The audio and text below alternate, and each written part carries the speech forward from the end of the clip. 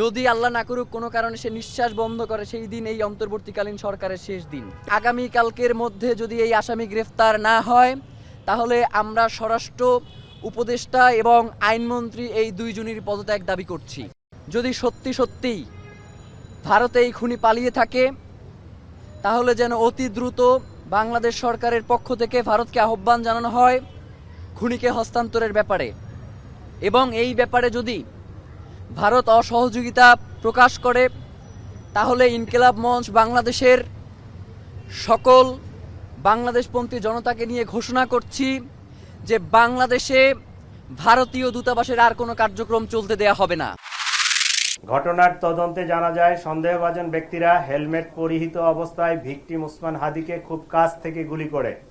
ঘটনার প্রকৃত রহস্য উদ্ঘাটন ও শনাক্তকৃত সন্দেহভাজনদের গ্রেপ্তারের ইতিমধ্যে বিভিন্ন স্থানে অভিযান পরিচালনা করা হয়েছে এবং অভিযান চলমান রয়েছে।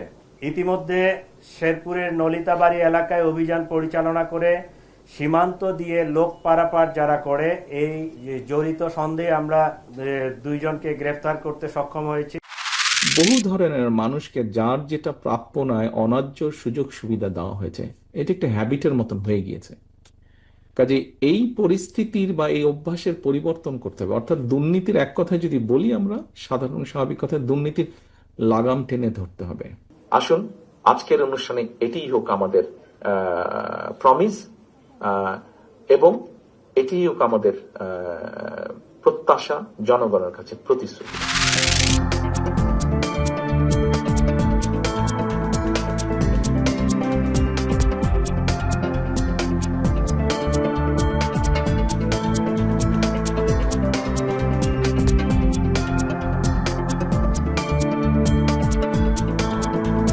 ন্যাশনাল ইন্টেলিজেন্সের গ্রোথের ক্রাইসিস হয়েছে, সেই জায়গা থেকে আমাদেরকে এখন উত্তরণ ঘটাতে হবে।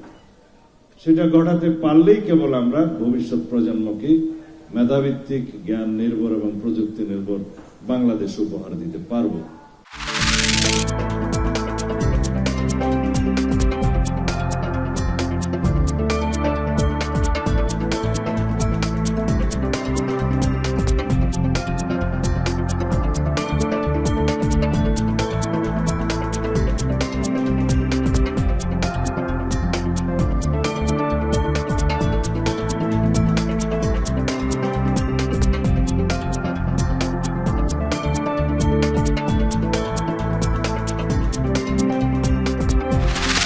শরীফ ওসমান হাদির উপরে হামলা, চোরাগুপ্তা হামলা, সেটা নিয়ে বিশদ আলোচনা হয়েছে। তদন্তের স্বার্থে আমরা বিস্তারিত বলছি না। আজকের মূল উদ্দেশ্য ছিল যাতে করে এই ধরনের হামলার ঘটনার পুনরাবৃত্তি না ঘটে বা এগুলো যাতে কঠোর হস্তে দমন করা হয়। যদি সে ধরনের ঘটনা ঘটে, তারা যেন ধরা পড়ে।